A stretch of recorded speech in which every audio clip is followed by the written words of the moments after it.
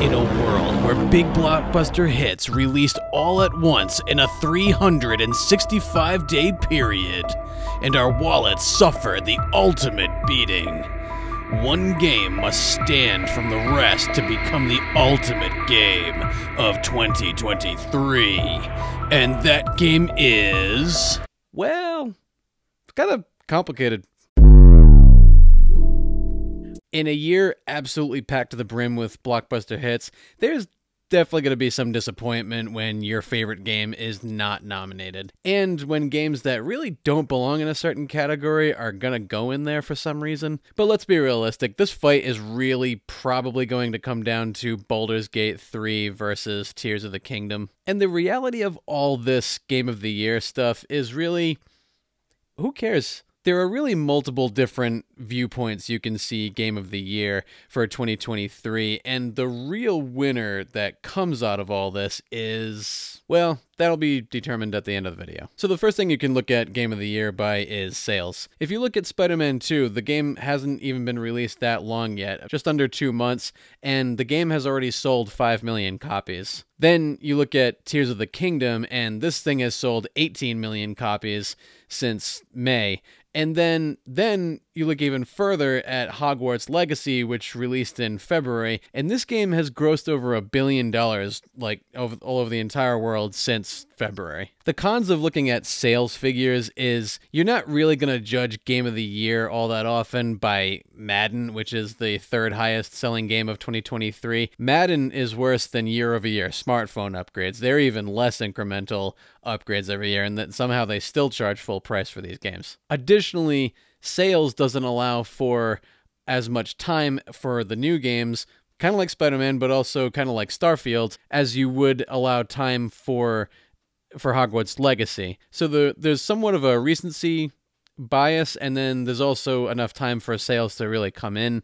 And then there's Game Pass. Starfield sales, like what are they like compared to the number of people who just have Xbox and they just have Game Pass? Like, that's, you kind of got to think of that game as a bit of a different thing. You can also judge a game by player count. The upside to this is there are plenty of games that are being played all over Game Pass. You got Starfield, you got Forza, you've got Hi-Fi Rush. There's a lot of different games that you could look at and as player count.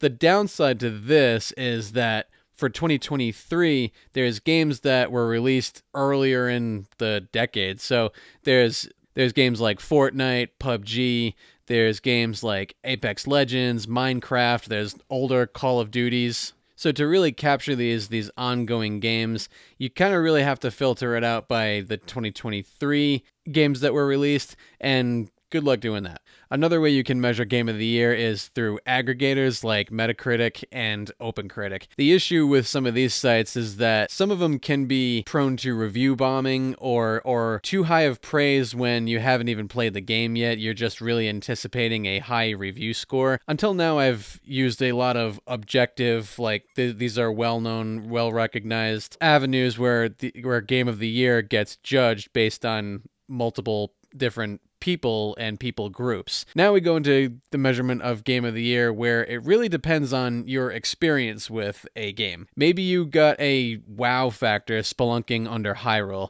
Maybe you laughed at NPCs in Starfield. Maybe you had a really awesome retro rewind in Sea of Stars. What works for some might not work for others. Personally, I don't even care about Baldur's Gate 3. I doesn't even interest me in the slightest. Half the games mentioned at the Game Awards, if busy gamers like us had even time to play, then we'd have a more objective idea of what all these games are like, but we're going to be lucky if we play even a quarter of these games on this list. Busy gamers really have not a ton of time to play anyway, so this is where it really becomes good, where you have such limited time to play, and then you really start valuing your game more. So with that, comment below on what you thought your personal game of the year is. According to the community post I posted the other day, looks like a good most of you count Game of the Year as player numbers. Then a second place goes with emotional experience. And then Then third place is sales, and then we don't have any votes for official outlets. From a developer standpoint, I would think that sales numbers is really what they're going after. I mean, we all hear vote with your wallets, right? I would think busy gamers will go with emotional experience as far as what they think is game of the year, but it really could all depend. I mean, obviously we just saw in the community post that player numbers is really game of the year. So in player numbers, how do you gauge your game of the year? Is it Rocket League? Is it Starfield? Is it Call of Duty? Let me know in the comments below. And finally, to answer the question of who the real winner is for game of the year, it's, drumroll please,